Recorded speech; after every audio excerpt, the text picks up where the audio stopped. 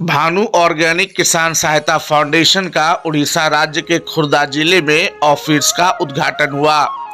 उद्घाटन के मौके पर कंपनी के फाउंडेशन के director Rishabh Kumar, assistant director Ankesh Thakur, manager Vivek Kumar Gupta सहित स्टेट कोऑर्डिनेटर, जिला कोऑर्डिनेटर और उड़ीसा के ब्लॉक कोऑर्डिनेटर भी मौजूद थे।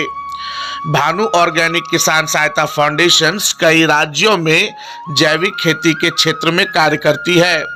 वह किसानों को बताती है कि जैविक कृषि के कितने फायदे हैं। वह किसानों को बताती है कैसे फसल के उत्पादन को दुगना करने के साथ साथ कृषि खेती की उर्वरा शक्ति को बनाए रखा जा सकता है। साथ ही भानु ऑर्गेनिक किसान सहायता फाउंडेशन सोशल वर्क में भी काम करती है, जिसके तहत वह किसानों के बच्चों को मुफ्त में शिक्षा उपलब्ध कराती है। साथ में स्कूल के बैग और पुस्तक और कॉपी भी उपलब्ध करवाती है। भानु ऑर्गेनिक किसान सहायता फाउंडेशन अपने 2.5 साल के कार्यकाल में देश के कई राज्यों में फैल चुकी है। यह बगल के राज्य उड़ीसा, बंगाल, छत्तीसगढ़, मध्य प्रदेश, बिहार और झारखंड में पूरी तरीके से ये काम कर रही है। लगातार भानु ऑर्गेनिक किसान सहायता फाउंडेशन के कार्य इतने कृषि के क्षेत्र में बढ़ रहे हैं कि सैकड़ों की संख्या में युवा इसके जुड़ रही है, क्योंकि भानु ऑर्गेनिक किसान सहायता फाउंडेशन युवाओं को रोजगार के अवसर भी उपलब्ध कराते हैं।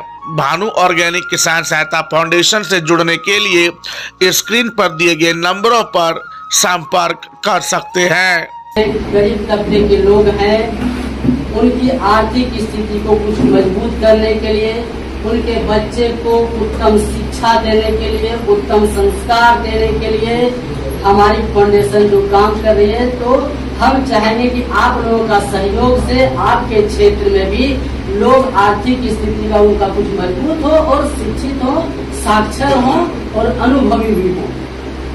हमारे इस फाउंडेशन में 2 दिन में काम होता है। एक है एग्रीकल्चर जो खेती से रिलेटेड है और दूसरा है एजुकेशन। आपके बताएंगे साहब, बताए क्या कि भानु ऑर्गेनिक किसान सहायता फाउंडेशन, ये जो हमारा फाउंडेशन है, इस फाउंडेशन से हमारा वर्क होता है एजुकेशन। समझ में आ रही है? फाउंडेशन से हम क्या करते हैं, एजुकेशन चलाते हैं।